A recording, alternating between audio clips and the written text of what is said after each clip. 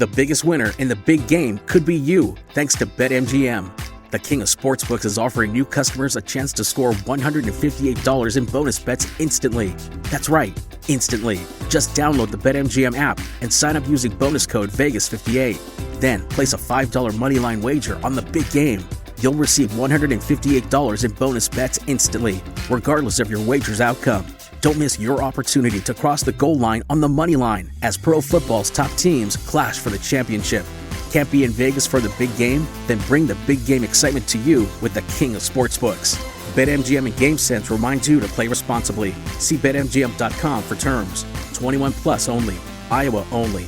New customer offer. Subject to eligibility requirements. Rewards are non-withdrawable bonus bets that expire in 7 days.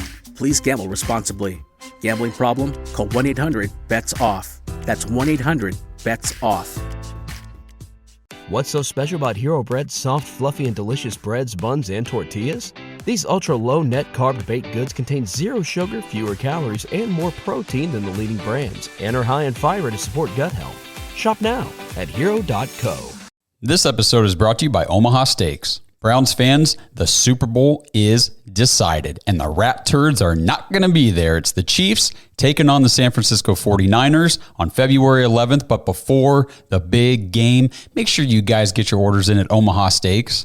Don't throw your Super Bowl parties or, even your Valentine's Day meals, because let's face it, that's coming up too, guys, real fast. Do not host these events without the best meats and foods available from Omaha Steaks. Right now, when you order at omahasteaks.com/dogs, DAWGS, you will get 4 free pork chops and 4 free boneless chicken breasts with your order. That's 8 free additional items when you place your order right now at omahasteaks.com/dogs. I've been saying it forever. Best steaks, best burgers, steak burgers. Oh my gosh. The best chicken, the best ready-to-eat meals, the desserts. For Valentine's Day, I'm telling you, make sure you add the caramel apple tartlets to your order. She's going to love them. So go now, get it in time for all the big things happening coming up here in February. omahasteaks.com/dogs. Minimum purchase may apply.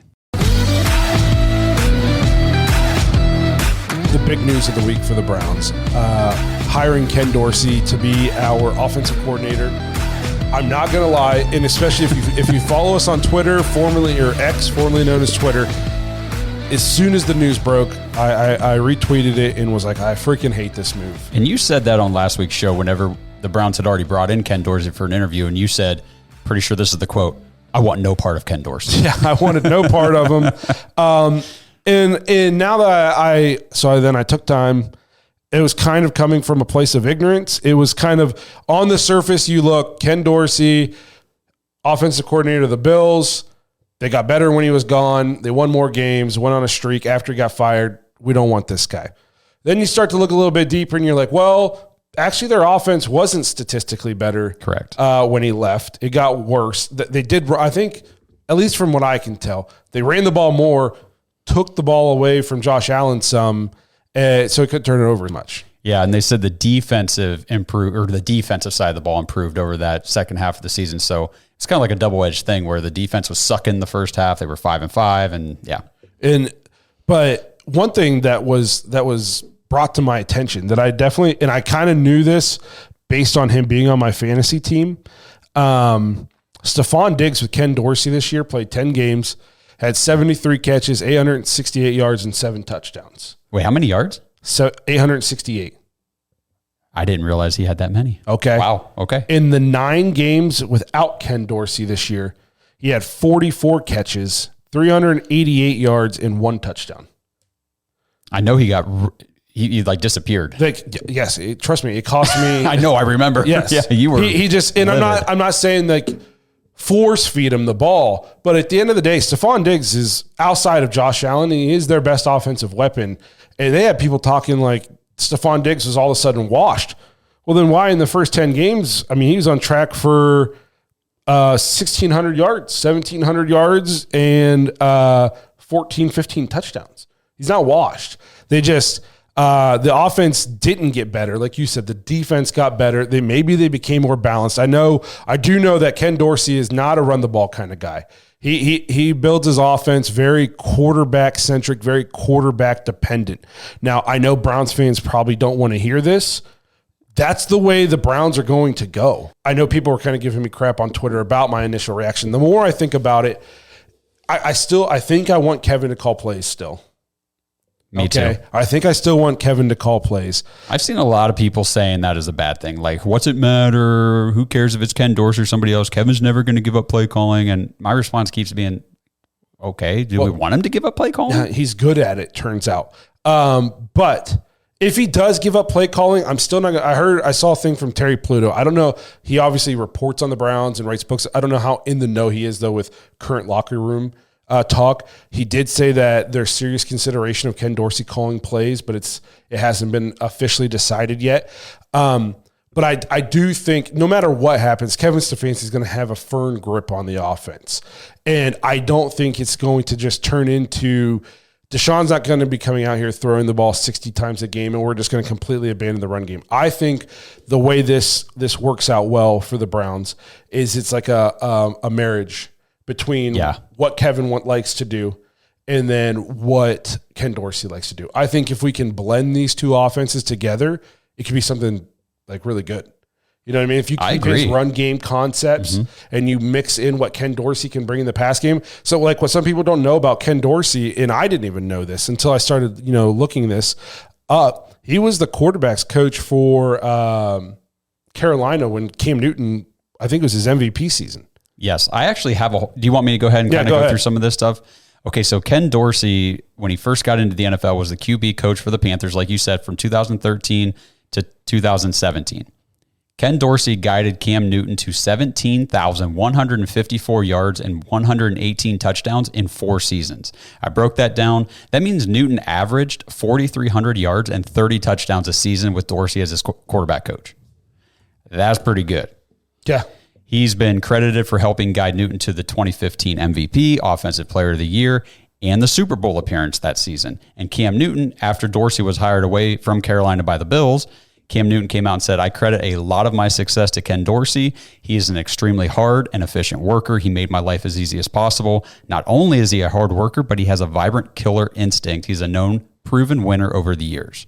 So then he was the quarterback, got hired as the quarterback's coach in 2019. So it's not like he got promoted to offensive coordinator. He came over to Buffalo as the quarterback coach. Josh Allen had a 17.4 increase in his quarterback rating that season. It was the largest improvement of any quarterback in that season. So Josh Allen took his leap when Ken Dorsey came over to Buffalo in 2020. Josh Allen was second in MVP voting. So there, he has Cam Newton win an MVP as Josh Allen second in MVP voting. This is pretty good track record. Josh Allen had a 69.2 completion percentage, 4,544 passing yards, 37 touchdowns, 8 games with 300-plus passing yards. Those were all team records. He put another 9 touchdowns in on the ground. And then in 21, Dorsey's promoted to passing game coordinator, still not the OC. Josh Allen had a 149 QB rating in the playoffs, for the whole playoffs. Most all time for somebody who passed for over 50 or threw over 50 passes in the postseason. Then in 2022, promoted to OC in Buffalo. And I know a thing, some people are like, why are you guys giving him so much credit for some of these quarterback stats when he's just like their quarterback's coach? He's not, he's not the offensive coordinator. What are 2 things that you could probably say like Cam Newton and Josh Allen had in common coming into the league and maybe even throughout their careers? Mechanics. Raw prospects. Not necessarily projects because they were drafted high, but they were looked at as raw. Josh Allen was small school. Yes. I would say he's more of a project. Yeah, probably. Cam Newton was from Auburn, won national championship, but Josh Allen definitely from the small school and definitely seen as a raw talent. Had the huge arm, was super athletic, but he completed under 60% of his passes in college. Bad. Yes, yeah. And even his first year, it was his first year, maybe 2. I'm not exactly sure when. Like his accuracy wasn't great. And then he took that huge leap when Ken Dorsey comes in to be his quarterback's coach. So he knows how to coach up a mobile quarterback who maybe isn't like the most, like you got your guys like Tom Brady where it's all mechanics. You know what I mean? Because he's just not like a freak athlete. You get guys like Josh Allen and Cam Newton coming up a lot through their careers. They were just so much more athletic, bigger, faster, stronger, big arm than everybody they played against. And they were able to rely on that and dominate the competition. You get to the NFL where everybody's bigger, faster, stronger. It comes down to mechanics. So let's move into 2023 this season. So this is what everybody's kind of talking about. This is kind of where I think your initial reaction to Ken Dorsey, I mean, mine too. I mean, honestly, when I saw the Browns were bringing him in, I was like, really? I mean, I didn't know a whole lot about him. But once I started digging, it was like, okay, this is interesting. So the Bills were 5-5 before he was fired, but the Bills were also second in points scored, third in DVOA, first in success rate, fourth in QBR, third in yards per play, second in third down conversion rate, third in red zone efficiency, second in rush expected points added, eighth in drop back expected points added, third in total expected points added per play. And Josh Allen was number 1 in EPA plus CPOE composite. I don't know what the hell all that stuff means exactly, but I do see a lot of top 10 and mostly top 3 in most of these categories. Yeah, like you said, it was a lot of the defense and Josh Allen turning the ball over. Well, and that's just kind of his style of play too. Like he's not afraid to just chuck it, and chuck it and F it. So it's He's just a gunslinger. I mean, you get that with it. It comes with the territory, basically. That's what I'm trying to say. So I put in here a lot of people saying, and I've seen this all over the place, he was the scapegoat, for everything. And I think there might be some truth to that. We talked about the poor defensive play in those first 10 games and the massive drop off from Diggs after that. And then the running backs, I didn't know this. They had 4 lost fumbles that led to scores for the opponent during those first 10 games. So, the losses is almost like they did blame Ken Dorsey for it whenever I don't think really it was his fault. And then if you look at these stats, and this is where people were sending us the stats, the graphics and things, the Bills dropped in every category. They went down to 6th in points scored. They were 2nd. 4th in red zone efficiency. They were 3rd. So basically stayed the same. 6th in total EPA. They were 3rd. 8th in drop back EPA. That was the same, but they dropped to 7th in rushing EPA. They were 2nd. Josh Allen dropped all the way to 9th in that EPA CPOE composite. He was number 1, and he kind of stayed the same as far as QBR goes. The last thing, though, that I wanted to say about Dorsey is about that run game. So I alluded to that earlier because I was reading this, and I think it was on Browns Wire earlier, and they were talking about how Stefanski runs more of like a pin and pull outside zone run scheme, which we all saw was not good this year. Just wasn't good. It wasn't efficient. It sucked. We were terrible on the ground for the most part. So I know we lost Nick Chubb, but that drop off in efficiency, that wasn't just a running back skill thing. In my opinion, I think it had a lot to do with the scheme. I was looking at next gen stats, NFL next gen stats. Jerome Ford was the 2nd least efficient running back in the NFL this season. I did see a thing though that maybe will surprise you. And it surprised me. And again, I'm not saying he was great or anything. Mm-hmm. Jerome Ford had over 1,100 all-purpose yards and like a pretty decent amount of touchdowns. He did, and I think John the one day said he's kind of like Saquon light, where it's like here's a yard, boom, home run, 50-yard run, and it's like okay. But yeah, I mean, I'm not taking anything away from like Jerome's season on the whole. It was good. He put up good numbers, but you said not efficient. Not efficient. It was very high usage to get some of that. Right. So, and again, this is all coming from NFL Next Gen Stats. So they had him listed as the 2nd least efficient running back in the NFL, and he also had the highest time behind the line of scrimmage of any running back in the NFL. And I think that is what killed Browns fans on him this year. Yep. It just, you could see it. He was just dancing behind the line. Some of it was lateral. Yes, no huge holes for him to run through. But at the end of the day, sometimes you just make the hole. You just put your head down and run through a couple arm tackles and get 3 yards. Yeah. So Kareem Hunt was the 7th least efficient running back. So both of our running backs were not efficient this year. And then I went back and I looked, okay, well, what happened last year in 22 when Ken Dorsey was running the offense in Buffalo and Devin Singletary was their lead running back? He was the 7th most efficient running back in the league. Okay. I mean, that could be him, could be Dorsey, whatever, but his time behind the line of scrimmage was 2.72. To compare Ford's this season, remember he was the last, was 3.16. And the highest in 2022 was actually Nick Chubb at 3.1 time behind the line of scrimmage. So this run scheme almost forces the running backs, because now it's not just Ford and Hunt that have a high time behind the line of scrimmage. It was also Nick Chubb last year. He had the highest last year. Yeah, I did not know that. No, and again, you can look at this a couple different ways. You know who else probably had a super high time behind the line of scrimmage? Would have been like prime Le'Veon Bell. That was definitely his running style. You know what I mean? Yeah. And so, like, if your running back is the problem is there's a difference between patience and indecisiveness. That's, you know what I mean? Is very Nick true. Chubb is a very patient back. He will wait. He's setting up his block, but he knows where he's going. Then he makes his cut and goes. Okay. Jerome Ford it wasn't he's waiting to set up a block. It's he's searching where to go. You know what I mean? Totally agree. And so I think there's a difference between patience and indecisiveness. Gates says draft Blake Corum. I definitely think that's an option for the Browns if you can get him at a certain place in the draft. Devontae Travis says, he said it on the Facebook post, air raid offense, more spread, 2 to 3 wide receivers on the field, moving guys around the field. A good coach will always correct the small things like a DW4, play action fakes. I totally agree. Those are things you can work on. You got Joe Flacco film now of him doing these play action that you can make a cut up and show Deshaun coming into next year. Like, look at how Joe carries out these fakes. Look what it opens up for him in the passing game. And you can use that as a teaching point. To the Browns fans who might be worried, like, oh, we went and got this guy. We're talking air raid. We're going to be throwing the ball around.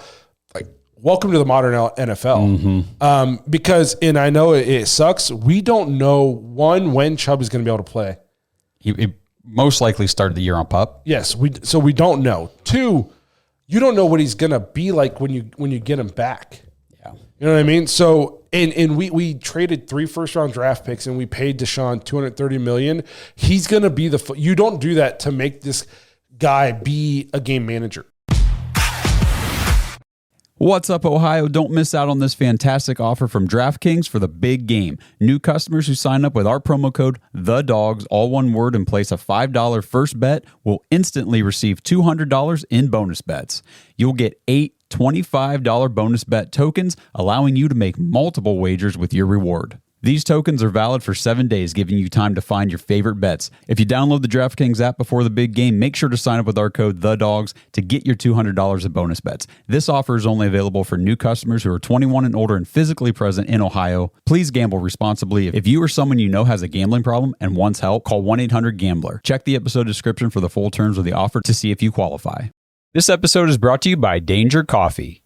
So, Browns fans, did you guys all know that 45% of the world's coffee beans contain mold toxins? Because I didn't. And apparently, coffee beans can contain dangerous mold toxins from the way they're grown or stored. Now, don't freak out. Most of that coffee, I guess, contains low enough levels of toxins that you probably don't need to be overly concerned. Why even take the risk?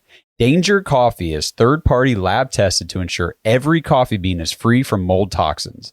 So you can start your day off right, knowing your fresh morning brew is not only delicious, but it's also safe to drink. I start every morning now with my Browns thermos filled with nice, hot Danger Coffee, and this stuff tastes amazing. I don't have to worry about any of that mold toxin crap, and I get to enjoy a delicious cup of coffee. Head to dangercoffee.com and use our code DAWGS, DAWGS, for 10% off your order. And that code can be used over and over. So you get 10% off every order with code DAWGS at dangercoffee.com. Since you were sick on Monday, we did not get your opinion on the Ken Dorsey hire. So Browns bring in Ken Dorsey, offensive coordinator. What say you? Okay, so at first, when it first came through, a little disappointed. I'll be honest. I we had kind of all talked like on the show and just, we talked with Browns fans in general. I thought we kind of needed an innovator, somebody, a young guy coming in and, maybe cook some things up and maybe a different perspective for Kevin Stefanski. I took a couple days and did a little reading, did a little research. I came away with a few things, right? The biggest one I came away with was Kevin Stefanski is going to be playing, calling plays next year. I don't think that that's going to change now. The interesting thing, and I'm not even sold on it. I don't hate it or love it. But if you look at this guy's career, he's been a huge part of the development of some guys, right? So you have him with Cam Newton in 2015 MVP season. You look at Josh Allen's growth, when he was drafted, he's kind of linked in there. Say what you want about when he became a play caller with Buffalo, there's definitely some alarming things that happened. But if you look at what Buffalo was the last few years, as far as like explosive offense, and then just what Josh Allen has become in this league, I think it all comes down to they needed a guy that Deshaun Watson could develop and just kind of, I don't want to say like grow with, because I think he's an excellent player already. I think that his upside is, this upside. You've seen it already. We've witnessed how good he can be. Yeah. But I think that they just need to get back to what works for him. And so if bringing in this guy is the key to that, I think that this is it's an interesting move. I don't know if it's a win. Even now I sit here and I'm like, did we rush the decision? I think they kind of wanted Kellen Moore a little bit, I think that that's really like the guy that they were kind of targeting. Kellen Moore, maybe there's some other, would have definitely demanded play calling duties. There's no way he was taking a demotion in that department. I agree. But so if I look at it like that, I'm open to it. And I've always been a very big believer of the front office, right? So I feel like you can't sit here and go, hey, Andrew Berry's a genius, but then question every decision that he makes. I'm a guy that trusts the process kind of guy. You know what I mean? Like, and I really do. I like what they've done for the most part, as far as through the draft, free agency, players they've brought in. So for me, I'm letting this play out. That's my personal opinion of it. But if you look, his track record up until this year had been pretty good. He was involved in a lot of like success for a lot of guys. So It's interesting to me. Yeah, for sure. And, one thing about, you said, trust the process, trust this front office and everything. Just because we always say, the front office, this is like the best front office we've ever had. Coaching staff, Kevin Stefanski, these guys are awesome. Doesn't mean they're perfect. They still make mistakes. But the thing that I've noticed over the last 4 seasons now with this consistency in the front office and the coaching staff, they don't really make the same mistakes twice. Sure. So, and Andrew Berry talked about that in his press conference last week, where they asked him about his growth development over the last 4 years since he became the general manager of the Browns. And he said, I've learned the most from my failures, meaning whenever I make a hire or I select a draft pick or I sign a guy and it doesn't work out for whatever reason, I learn from that. And I think that's key. I mean, everybody says, oh yeah, I learned from my mistakes, but I think these guys actually do. You feel that way? And I don't sense panic. Like, right. That was my first thing that I was worried about. Like, as soon as the news broke, I felt like I didn't know if it was a rush decision, right? Because I'm like, did they just go, oh, Kellen's off the table, crap, we got to go get somebody right now? Like, that was my fear of it. And then just when I did a little background on it, and because I don't know what kind of feedback you're getting from Browns fans. Like, the Browns fans I talk to go, yeah, probably not my guy. You know what I mean? I'm hearing a lot of different guys. I talked to one of my buddies. He said, I think maybe we could have hung around and seen what, Clay Kubiak wanted to do, if maybe he wanted to come to Cleveland. Right. Like I said, I think you just got to trust the process. Buffalo fans will tell you we're stupid. Buffalo fans will tell you your Browns are doing the Brown stuff right now. But honestly, he was a big part of what they did. He was up until last season. So I'm interested. I'm curious to see how it all plays out, especially from what you hear coming out already. We're going to throw the ball a lot. It's going to be a lot of airing it out again. So I'm interesting. I like some of the schemes that he had in Buffalo. I mean, they were explosive offense. They were, man. 3 years? And Josh Allen was a kid coming out of, we had an opportunity to draft him, and everything you heard was, big arm, but we're not sure. We're not sure if it'll all translate together. And after year one, it was like, oh boy.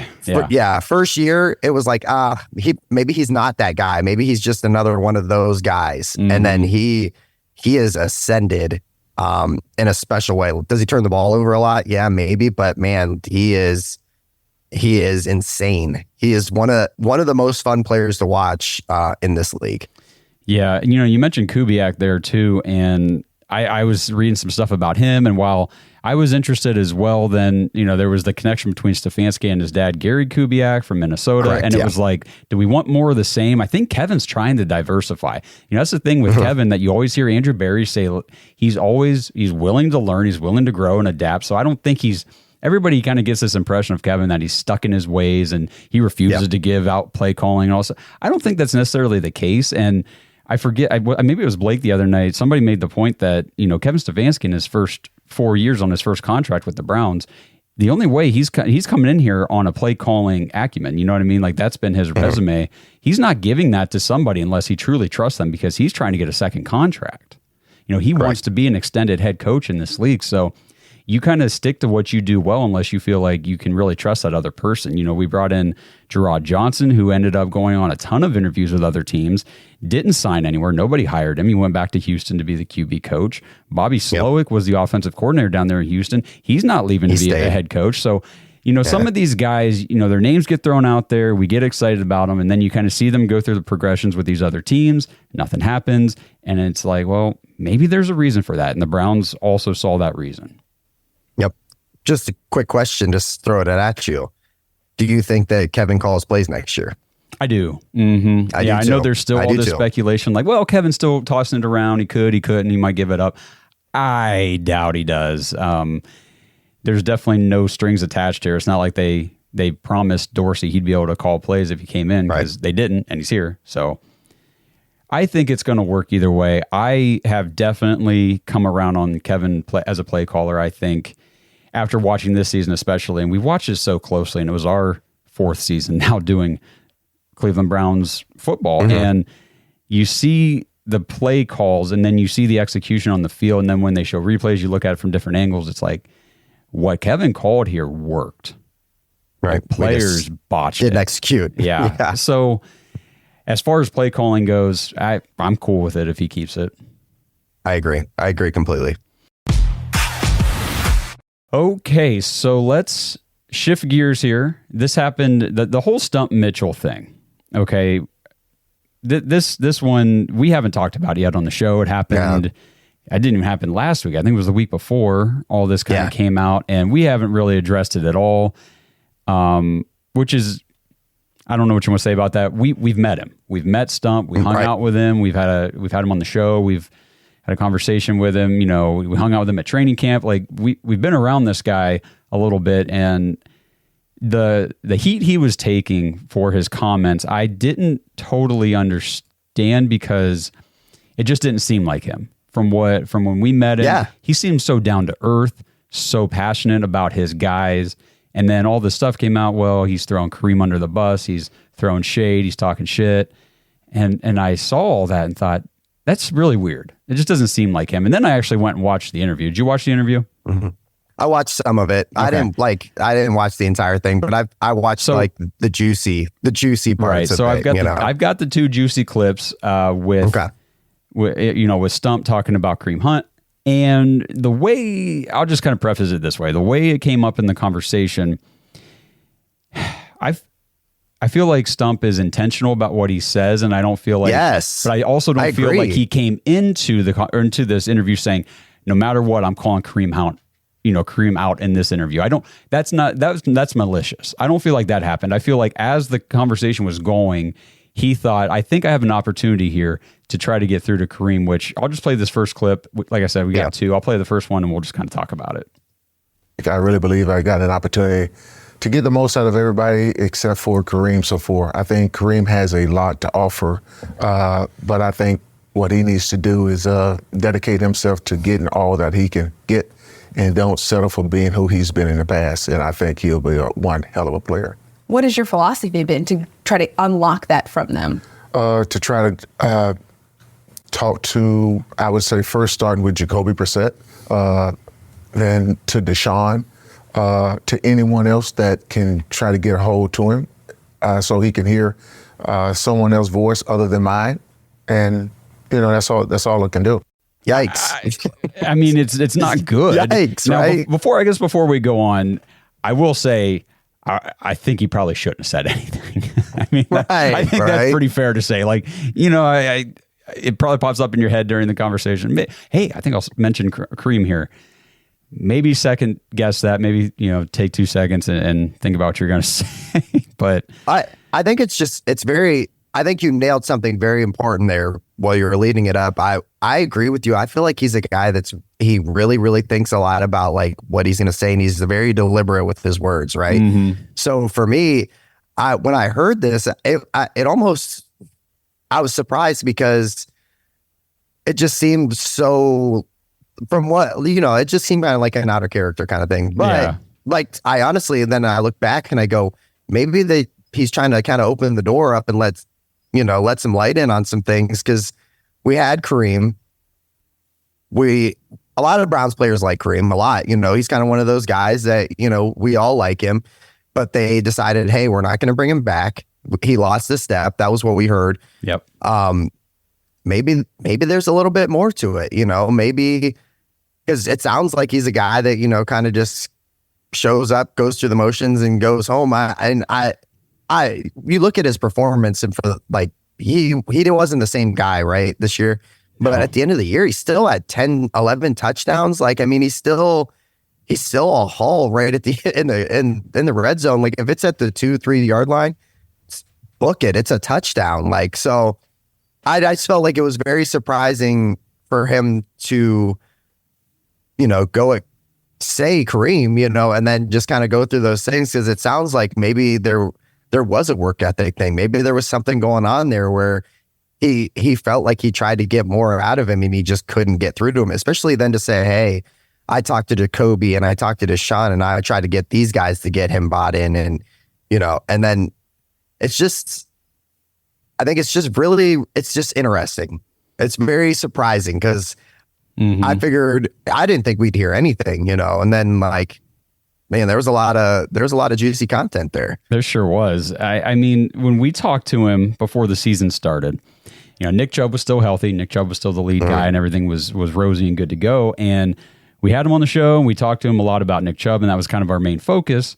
And he answered our questions about Nick, and he talked Nick up and told us what we wanted to know about Nick. But he really made sure he emphasized how important Jerome Ford was to the offense. Yes. How important John Kelly was. He even went as far as to hype up Demetric Felton at the time, who ended up not even making the team. He was very focused on making sure everybody knew that those running backs, that his guys were good guys and they were good players, and he wanted them recognized. And he mentioned Kareem because he talked about, last year what Nick and Kareem could do, that's what Nick and Jerome can do. He kind of used that as a comparison, like Jerome Ford can do what Kareem Hunt did. And I didn't really think about it too much until this stuff came out about Kareem's work ethic, but you're right. That's got to be a contributing factor to why they did not bring him back immediately this year until we had to. Right. And like you said, especially John Kelly, like he really like kind of like gave us a behind the scenes look about like really, that was a guy I was like, man, maybe this dude's going to end up sneaking onto the active roster and like being an important part of this team, because some like the things that he said about him, I mean, he really loved his game. He was like, if he gets an opportunity, he's going to be special in this league. And I was like, man, that's crazy, because this guy has been on the practice squad, for 3 years now. So it just interesting. I wish him nothing but the best. He was a great guy, great fun interview, super nice. Like, I mean, can't say enough good things about him. We've already said I feel like it's a tough loss for the team, but I think there's an opportunity that comes out of this. Nothing just happens because, we gotta try something fresh. I think they were looking for something new. They were looking for maybe just a rebirth kind of on the offensive side of the ball. And, unfortunately he was one of the, staff casualties in that. Yeah. So, we both of us keep talking about this work ethic thing, and let me play this second clip because that's kind of where that gets brought up. So I'll play this and then we'll keep talking about it. The thing that I couldn't do while I was there is get the best out of Kareem. If they bring him back, I hope the next coach will be able to get the best out of Kareem. As a coach, all you want to do is to make a player better, but I wasn't able to get him to not be the last guy in meetings, not to be out at practice on time. Kareem's a hell of a player, but this is a team game, and I tried to use every avenue that I could with Jacoby Brissett, also Deshaun, those guys talking to her. But timing in this business is everything. So a couple points there with that. One, Kareem Hunt did just undergo sports hernia surgery. So we knew he was dealing with an injury all week, though. I see a lot of people, as soon as people start, we posted too about it on Twitter about he had surgery for the injury and everything. And people were saying, well, maybe Stump Mitchell should have known that he was injured. Guys, he knew he was injured. He was on the freaking injury report every week. Trust me, we looked at these reports every week. It was always the same thing. And we knew he was hurt, but the injury does not stop you from coming to meetings on time, does not stop you from coming to practice on time. And it seems like that was the big thing that Stump was really trying to get out of Kareem was, look, this is a team thing. Everybody else is here. Everybody else is putting in the work. You need to be here. Whether you're injured or not, you need to be here. We expect, as a leader of this team, we expect you to be here. And this obviously was not just a one-year thing, because twice he mentioned trying to get Jacoby Brissett to talk to him. Well, that wasn't this year. Yeah. That was last year. So It was a 2-year situation with Kareem Hunt. And again, we love Kareem. Everybody in Cleveland loves Kareem Hunt. And I guess I'll just throw this out there. It's interesting because the people that always say they hate Deshaun Watson and can't root for him for his off-the-field stuff, I say, did you root for Kareem? But anyway, so don't do that. Hey, chill out. I'm just trying to make a point. Yeah, no, I know. Trust me, I went down that road. Trust me, with multiple Browns players, and NFL players in general. Yeah. That are beloved.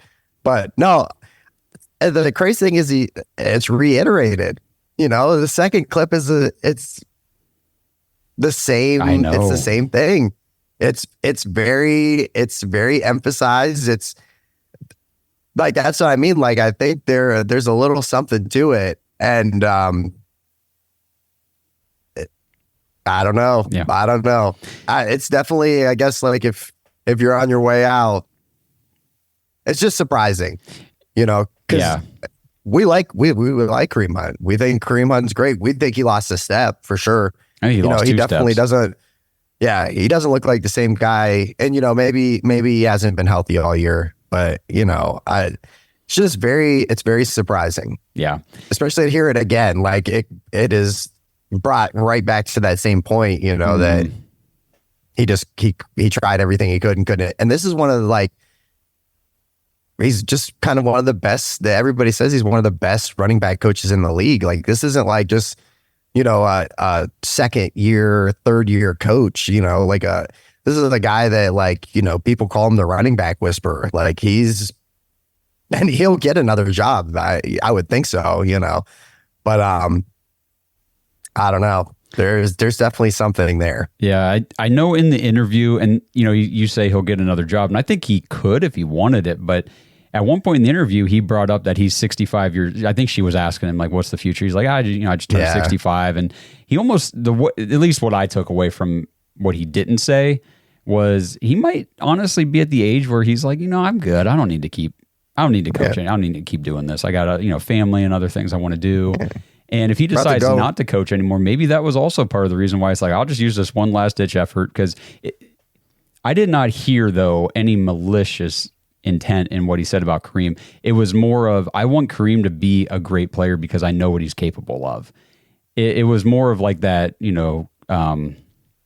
constructive criticism type thing rather than Kareem Hunt's a shitty player and, he's a terrible teammate and he shouldn't even, he didn't say stuff like that. He basically just said, I want the best for Kareem. Kareem could be so much better than what he is. Okay. Did he kind of call him out? Yes.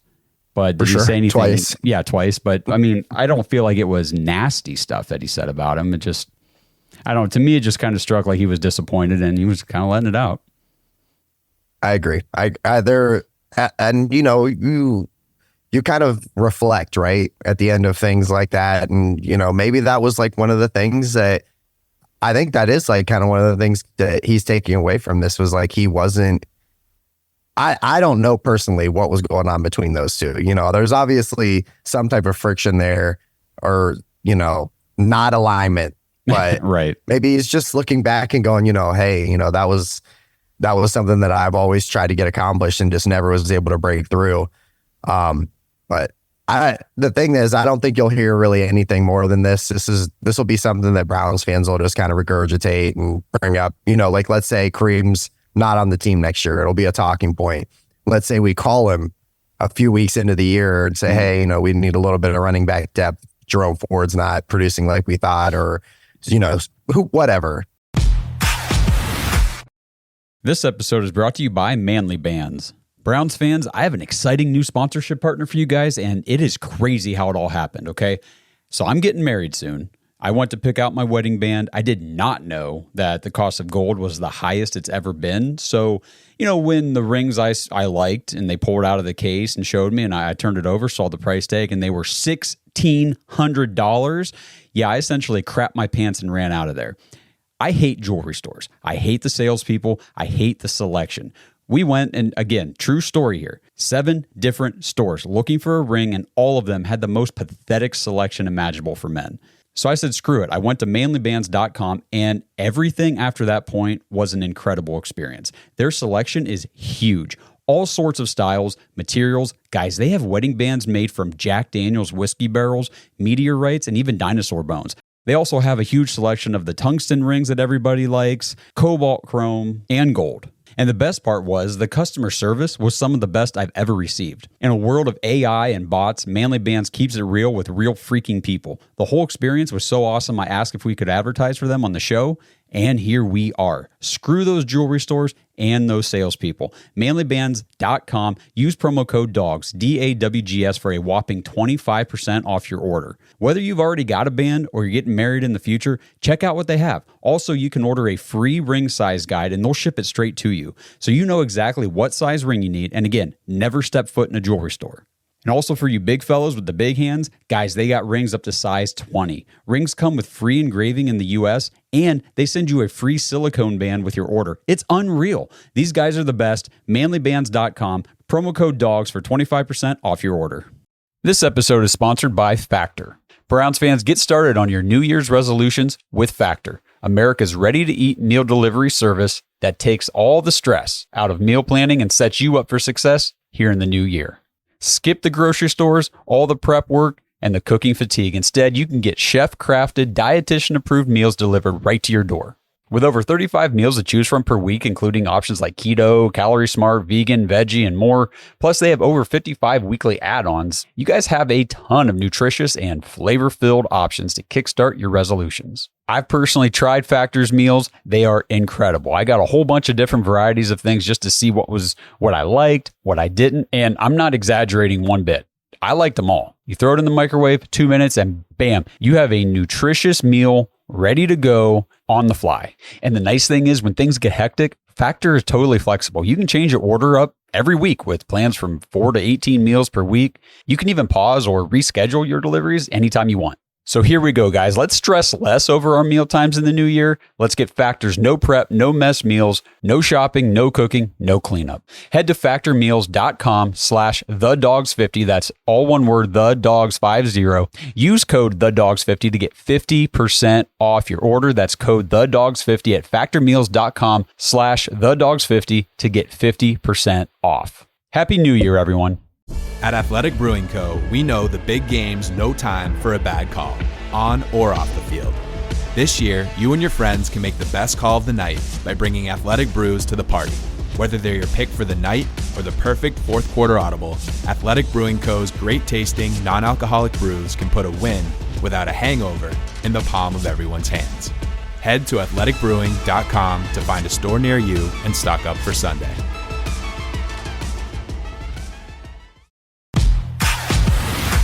Me and Justin are going to give you our top 5 Ohio athlete legends. And I don't know how you have your list set up, but if you're able to, I'd like to go 5-1. Does that make sense? I can try to make that happen. You can try to make, okay. So I can try that. I'll give my number 5 and then you give your number 5 and we'll kind of go back and forth. How's that? We can try to make that work. Yeah. Okay, cool.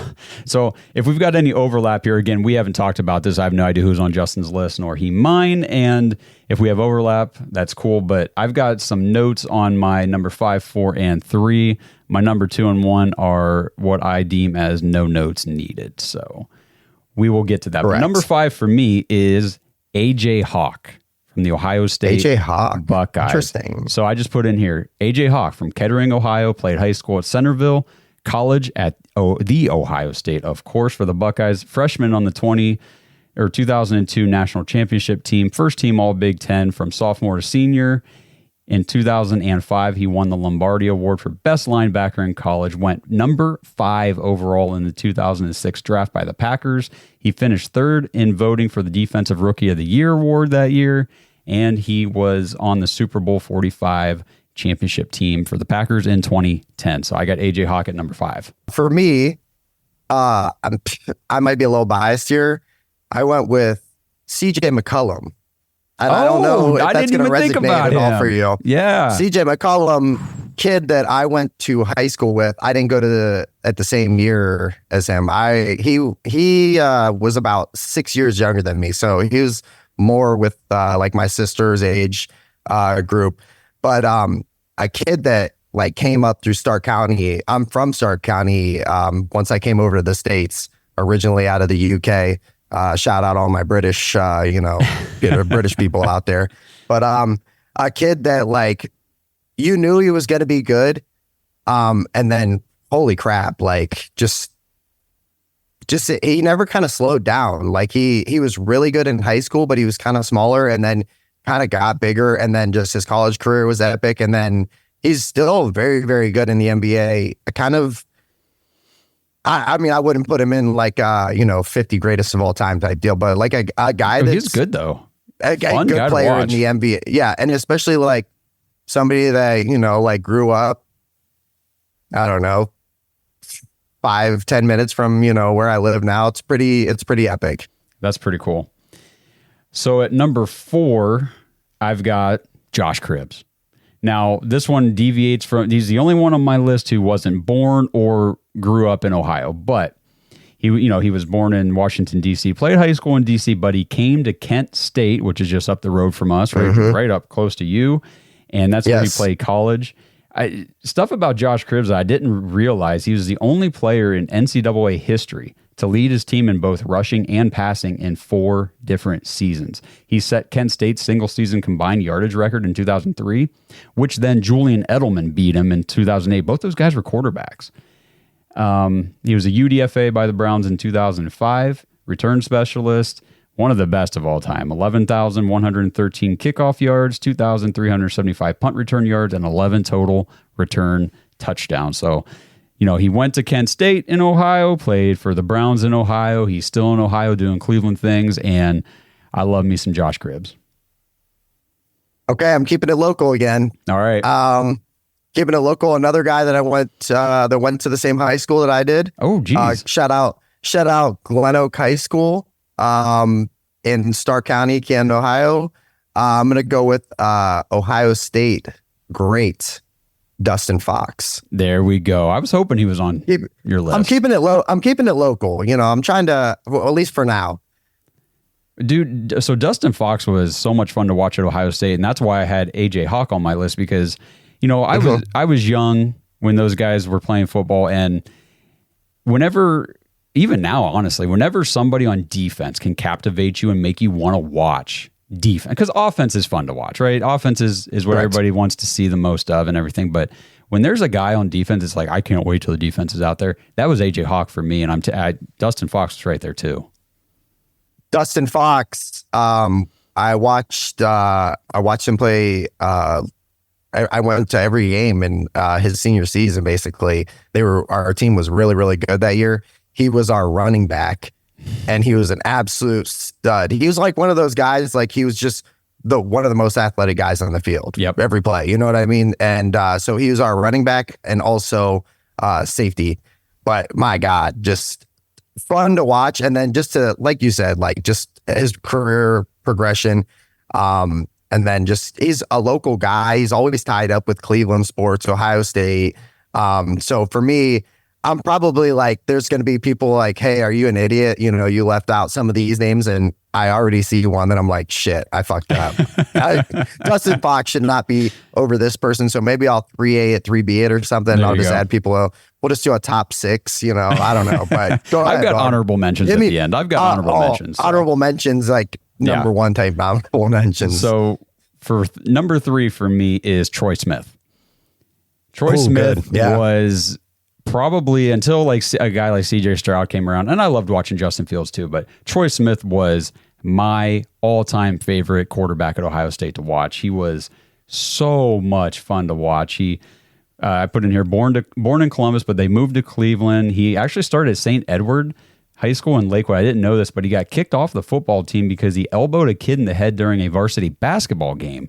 Must have been intentional because he got himself kicked off. So then he transferred to Glenville, which Ted Ginn Sr. was the coach. He played with Ted Ginn Jr., who also went to Ohio State. He redshirted his first year. He was on that 2002 national championship team. He actually started out playing as a running back for Ohio State. And then, do you remember Justin Zwick? Absolutely. He was a Massillon Tiger in Stark County, Ohio. He was like one of the best quarterback recruits in the entire nation. Goes to Ohio State. So Troy Smith, just his backup. And then Zwick gets hurt. Smith comes in. And the rest is kind of history, though. He did get suspended for taking money from a booster, which I guess now wouldn't be a big deal. But the dude just lit it up. In 2005, he had the fourth highest passer rating in the nation, 162.66.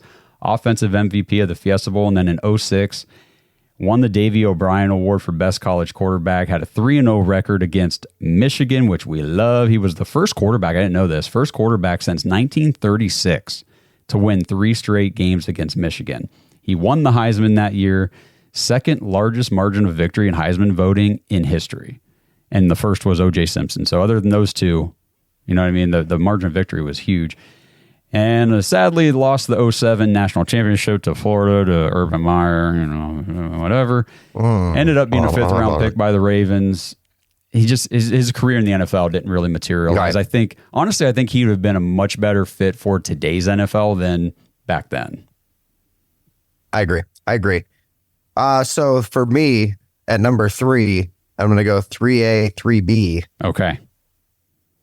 Travis Kelce and Jason Kelce. The Kelce brothers out of Westlake, Ohio. Yep. I mean, do we really even have to go into it? Probably one of the best centers of all time, arguably the best tight end of all time. Probably Hall of Famers, both of them. Yep. Both love, Cleveland sports, Ohio sports, and also have a great podcast. Yeah. Yeah. Good for them. If you're doing podcasts, that's the way to go. That's the way. Yeah, they're doing it. They're doing it right. It's pretty entertaining. All right, go ahead, big dog. All right, at number 2, again, now we've entered I don't need notes for these guys, but number 2 is LeBron James. Woo! Akron St. Vincent St. Mary. I mean, this guy, when he was in high school, he was all the rage. I mean, people would travel from all over the state, probably other states too, just to come in to watch his high school games because he was that big of a phenomenon. And it was, is he going to be able to take what he's doing in high school into the NFL? And he goes at 18 years old, or NFL, NBA, 18 years old, straight into the NBA to the Cavaliers, stays in Ohio, stays in Cleveland, and just dominates. And arguably the best basketball player of all time now. I mean, his career has been extraordinary. Damn, you have LeBron James at number 2? I do, because my God. number 1 is a personal favorite, lifelong favorite athlete of all time. So that's why. But okay.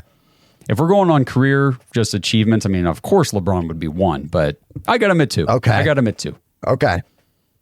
Oh, okay. So at number 2 for me, this is a legend of one of the games that I actually like to play when I'm just out drinking in the summer, golf. The majors most winning golfer ever, Jack Nicklaus, Ohio native. No kidding. Born in Ohio. Okay. The Golden Bear, baby, 18 major wins. We thought that was going to come down, and then Tiger Woods ran into some issues, but it's Jack, Yeah. It's the Golden Bear. Stud. Good one. Straight stud. That's cool, man. That's interesting, man. You got yourself a good list. I like that. He was born in Columbus, Ohio. So, it's not like he was, up the road or anything, but right. About 2.5 hours up the road, home base. Nice. So my number one, you ready for who got one over LeBron? I have no idea where you're going to go with this. Number one, a guy that I just couldn't get enough of growing up was Ken Griffey Jr. Ken Griffey Really? Jr. Okay. Was not born in Ohio, but moved to Cincinnati when he was 3 years old. Played high school in Cincinnati. His dad played for the Reds. He ended up getting drafted by the Mariners, but then came back and played most of his career with the Reds. Ken Griffey Jr. made baseball for me when I was a kid. I mean, I loved all the players. I followed baseball a lot when I was a kid. I don't give two shits about it now, but he was that guy for me. The way his batting stance, I wanted to be Ken Griffey Jr. I wanted to play center field. I'm a right-handed thrower. I wanted to throw left-handed. I wanted to be Ken Griffey Jr. and hat backwards, bro. Yep, batting. I wore my hat backwards to school all the time, man. There's a swagger about him. I mean, it's still, I think he kind of set the tone for many generations of future baseball players. I know as a kid, when you were playing baseball like in the backyard, that's the guy you wanted to be. You know what I mean? When you lined up. Yep. Hall of Famer now. So Ken Griffey Jr., number one for me. What about you? For me personally, it's got to be LeBron James. Okay. I figured that's who you had at one. It's LeBron James, and only just because it's a crazy story. Literally 15 minutes up the road for me, this kid was born. Tough life.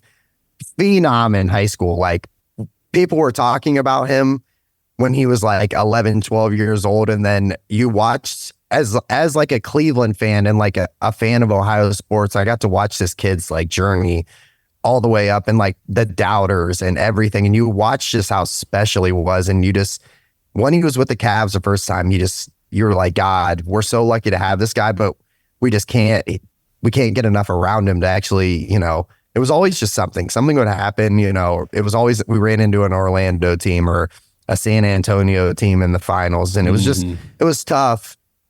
And then to like finally bring one home, like in 2016, to bring a title home to Cleveland. Like for me, I swear to people, I tell people all the time, like that was something I like had put to bed that I would never get to see a Cleveland sports title in my life. So to get to see that, like, it was just so special, man. Like I tell my kids, like joking around, like I make them watch Believeland and I like walk them through like how special those days were. Cause I really don't know. I like to believe that we'll see another title, but like, I'll always remember that parade, man. I'll always remember like it was me, Blake, John, like we all went up there. We parked in Cleveland Indians employee parking lot and snuck into the parade basically.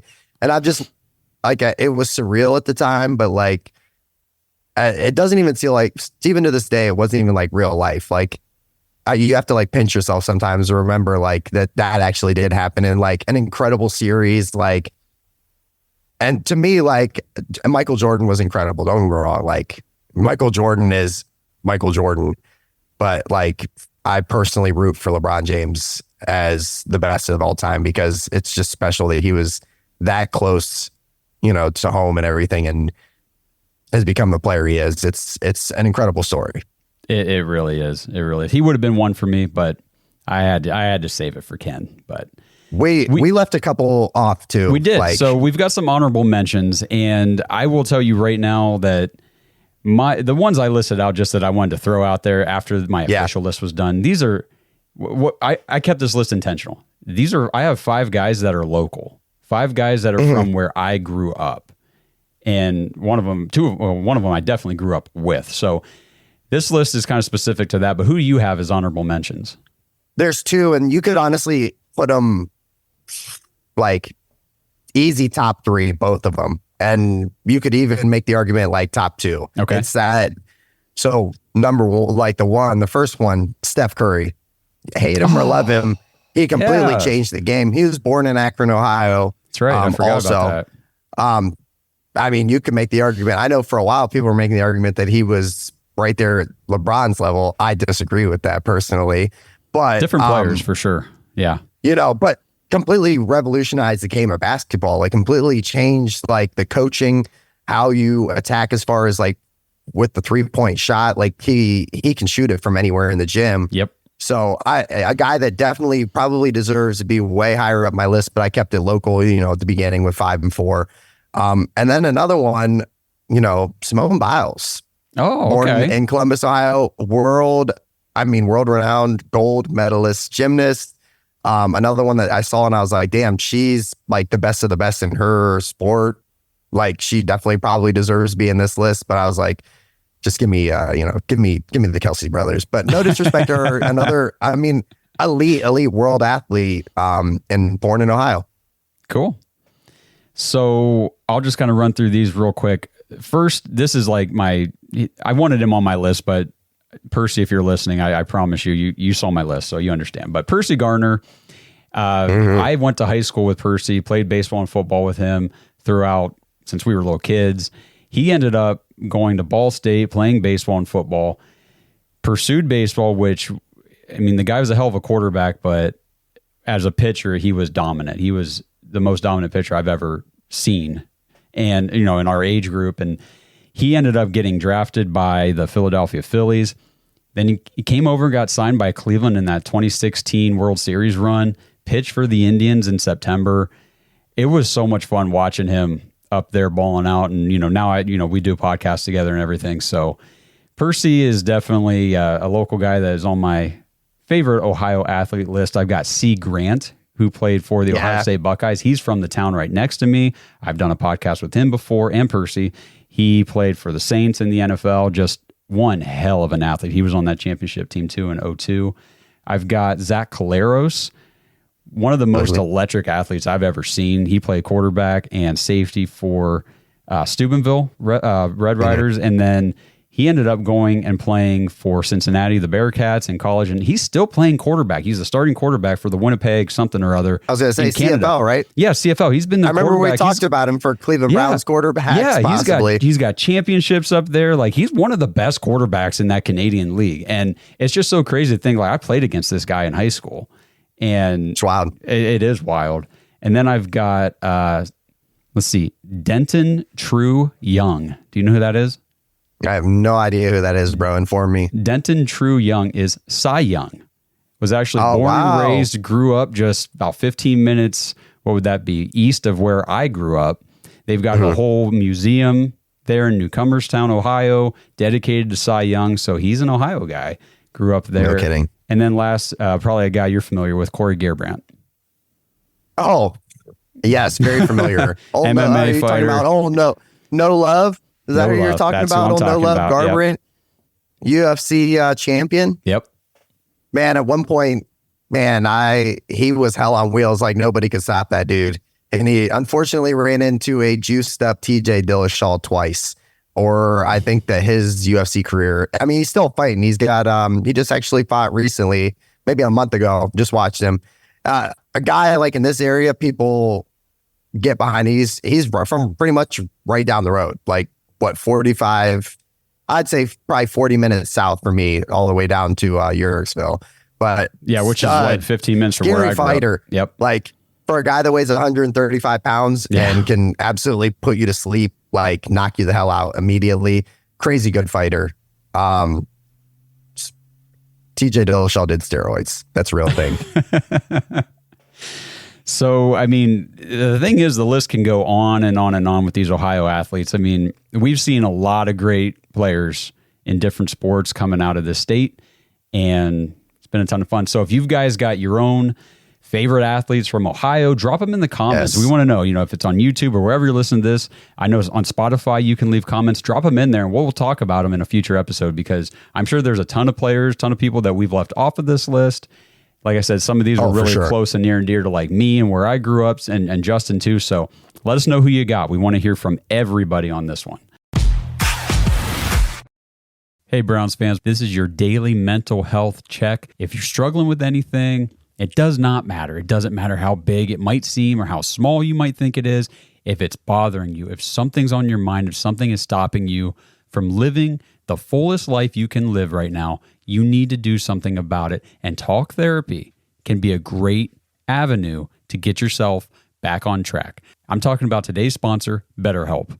Trust me, guys, I've been there. I know how uncomfortable it can be to go to somebody's office, sit in a chair, and talk about feelings. It's not easy to do. And what BetterHelp is great for is giving you the options to communicate with a specialist, a therapist, a trained person in a way that is comfortable for you. You can text message, you can give them a phone call, voice chat, face chat, like a FaceTime with your therapist. The options are just so much better, especially with how busy everybody is, and you're moving, you're on the go. You don't always have time to schedule these appointments and get to somebody's office. BetterHelp gives you so many more options to experience all the benefits of talk therapy. If you've even been thinking a little bit about trying it, it is worth a try. And again, like I've been saying, if it's not for you, just try it for like the first month and then you just cancel. It's okay. It's not for everybody, but like I've told you, if it is for you, it can change your life. BetterHelp, HELP.com/dogs, DAWGS, gets you 10% off your first month. You deserve to live the best life you can possibly live. And talk therapy could be that thing that helps you get past whatever it is you're dealing with right now. Head to betterhelp.com/dogs to get 10% off that first month. I told somebody at work today, watching the Ravens lose is almost as much fun as watching the Browns win. I was playing some online gaming the other night, and I said my three least favorite teams in all of sports it's the Baltimore, in no particular order, the Michigan Wolverines, the New Philadelphia Quakers. Sorry if there's anybody watching from over there, and the Baltimore Ravens. Some people are like, where are the Steelers? They're not in my top three. I freaking hate the Ravens. So, just quickly, first of all, like if you weren't going to win it this year, all I heard is this is their best team ever that Lamar's ever had. Todd Monken was supposed to be the savior. All I heard was about how good Todd Monken was. $15 million for OBJ. Everybody in Baltimore wants Monken fired now. just like it was Greg Roman's fault. It's all of a sudden they're talking. Now the game plan was trash, but maybe there's a reason they get to playoff time and things go right. Lamar Jackson postseason stats. We're going to talk Lamar here. 2-4 record, 1,328 passing yards, 6 passing touchdowns, 6 interceptions, only a 59% completion percentage, 72 rush attempts, 516 rushing yards, 3 rushing touchdowns, 6 fumbles, and a 76 rating. Two wins in his career. So like, yeah, we got to the AFC Championship game. You won one game. You just, nobody else could beat you. We're the last team to beat you in the regular season because you're, admittedly, you're the regular season champs. Congrats. Yep. Every year, regular season champs. Just maybe don't come on and run your mouth all the time. Yeah, we get on our own Browns podcast, and we like to talk about our team, and we hype up our own team on our own Browns podcast. You know what I never, ever do? Go to a Ravens podcast and talk about how good the Browns are. You know why I wouldn't do that? Because we'd look stupid at a time like this. Exactly, yeah. And I have better things to do with my life than spend it on a Ravens podcast. So, again, we tried to tell you. It's just, and listen, Lamar's postseason stats are not good. That being said, I think I never look forward to playing him. He's very good, very electric, and I think he's come a long way in passing. The problem is if you watch that game last night, the Chiefs, they do kind of like what the Browns do, is they weren't rushing to sack. They're rushing to contain. And Lamar has come a long way in his passing. Like from his rookie season to now, I think he's way better. Okay. But he's still, and I just don't know if he's ever going to be a high-level, consistent pocket passer. He'll make 2 to 3 throws in a game from the pocket, take his drop plant, and he'll make a throw, and you're like, holy crap. That was a really good throw. But then there's going to be 3 to 4 to 5 other times where he just misses wide open throws. And if you're a defense, especially come playoff time, you're probably a high-level defense. You're a well-coached team. You're a disciplined football team. you're going to be told, we'll live with giving up these 2 to 3 plays as long as we don't get burnt for a touchdown or whatever. But if we give up 2 to 3 chunk plays on him making amazing throws, we'll live with it because we know for a fact there's going to be 4 or 5 other times where he's just going to miss wide open guys and he'll fumble or he'll press and make a bad decision. He'll turn it over.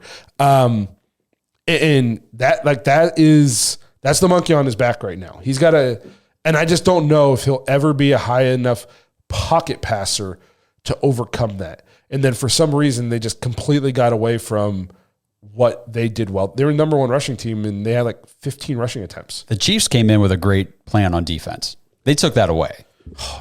The Chiefs, too, like, they didn't really take it away. Gus Edwards averaged like 8 yards a carry or something. They just never give him the ball. I was looking at this. I would like to know how many plays they ran where Lamar dropped back. And you're right. The Chiefs did a very good job of the contain, and he couldn't get out wide and do his thing. They kept pushing him back. A lot of times he was able to get rid of the ball, throw it out of bounds. But Gus Edwards only had 3 carries for 20 yards. What Justice Hill do? You have like 3 or 4? 3 carries for 3 yards. Now, Gus Edwards had a long of 15, so he had 1 carry for 15, then he had 2 more for a total of 5. But 3 carries is not enough to get your running back in any kind of rhythm. In an entire game, what is Lamar throwing 37 times for? That's really high for him. So, and we tried to say this year, their offense he was throwing much more efficiently, but if you went back and you looked at a lot of his games, it was like he's 21 of 25 for a $180. Exactly. Yep. You know what I mean? And that was getting the job done. And then you came out here and you tried to make him this whatever he's not. And it cost you guys again. And I just don't know what to do because they just gave him a huge contract. You can't move off of him because 1, you're giving him a ton of money. 2, despite the pitfalls to his game, I think he's a top 5 quarterback, like easy. And he's a guy like I definitely don't look forward to playing against. No. So I just don't know what they do. Like I don't know what they do. You can't find. I mean, Harbaugh's too good of a coach. You just brought in Monken. Are you going to fire him and go find somebody else who comes up with a new game plan? Like, I don't know what to do. I don't know where they go from here. I do know, I don't think, like, offensively, they're very good defensively, and they play very hard and very, very physical. And Zay Flowers looks like he's going to be pretty freaking good. Yeah, I think so. Okay. He just needs to not be so stupid. Okay. But, like, their second leading receiver was Nelson Aguilar with 1 catch for 39 yards. Right. Aguilar is old. He's nothing. We said it at the beginning of the season when they assembled that wide receiver room. We were like, you're going to do a high-flying passing offense with this? Yes. There's no, outside of Lamar and Zay Flowers, there's nobody on that offense that scares you.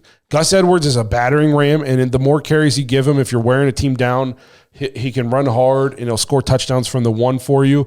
But he's not explosive. I mean, their most explosive running back was the dude who got hurt, who killed us for like 3 carries, and they quit giving him the ball. Mitchell? Mitchell.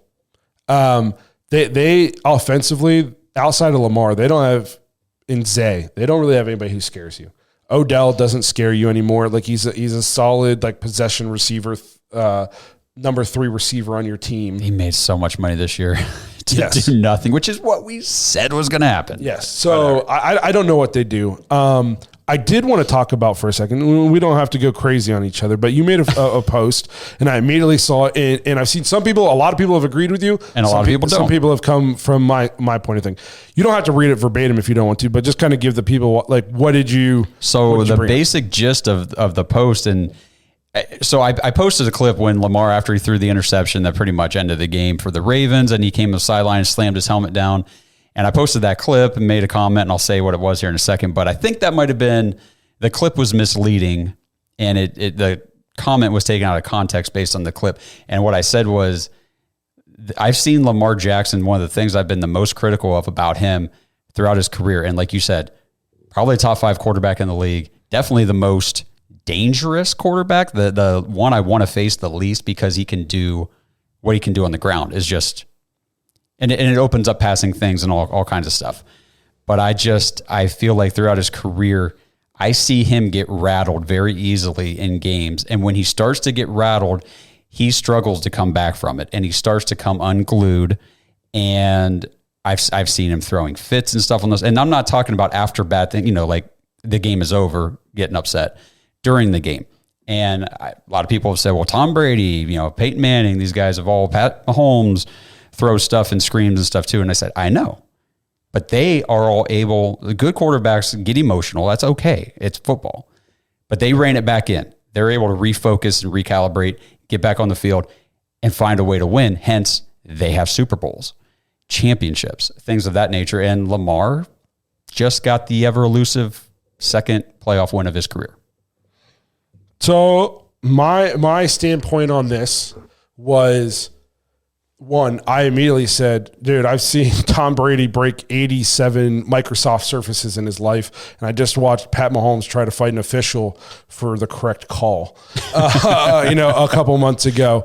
And Peyton Manning, used to freak out on Jeff Saturday and yell, "Damn it, Jeff," like mid-play and whatnot. And you're saying like they overcome to go win. I don't think Lamar's like temper tantrum, for lack of a better word, doesn't cause the unraveling, in my opinion. I think his unraveling is what causes the temper tantrum. So you can say they're able to pull it back together and go win the game. They're just better.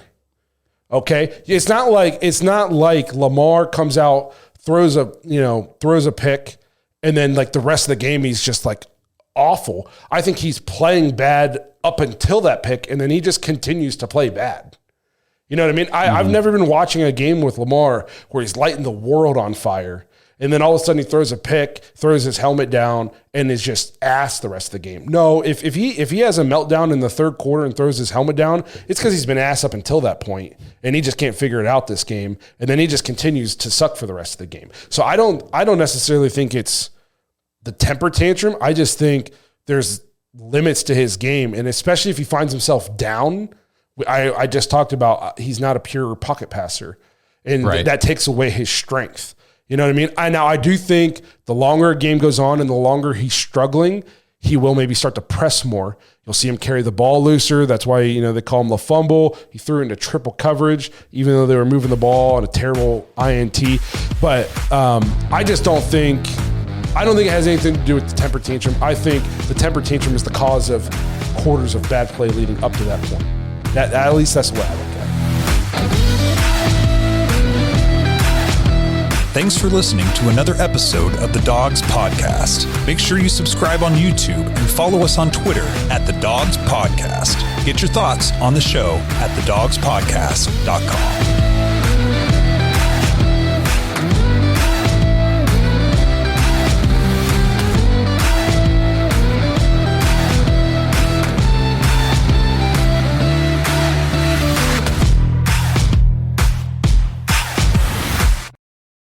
At Athletic Brewing Co., we know the big game's no time for a bad call, on or off the field. This year, you and your friends can make the best call of the night by bringing Athletic Brews to the party. Whether they're your pick for the night or the perfect fourth quarter audible, Athletic Brewing Co.'s great tasting, non-alcoholic brews can put a win without a hangover in the palm of everyone's hands. Head to athleticbrewing.com to find a store near you and stock up for Sunday.